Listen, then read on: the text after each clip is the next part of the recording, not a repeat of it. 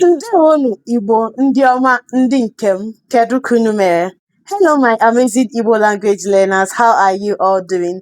Just a quick reminder, aha m ka bụkwa Nwaada Chimdi or Chimdimma. My name still remains Nwaada Chimdimma. Our Igbo word for the day is the word Nnọọ.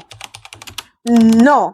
Very simple. Can you say that after me? Nnọọ. The word no in English means welcome.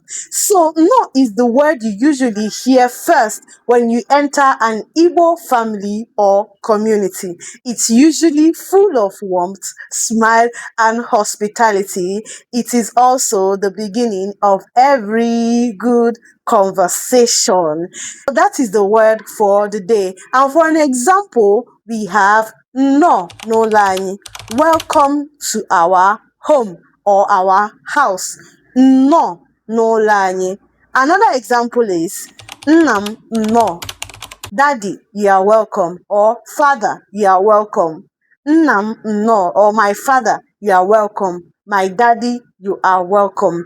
I hope you've learned something new today. Don't forget to practice and use this word. When next you see an Igbo person, just say to the person, no. Yes.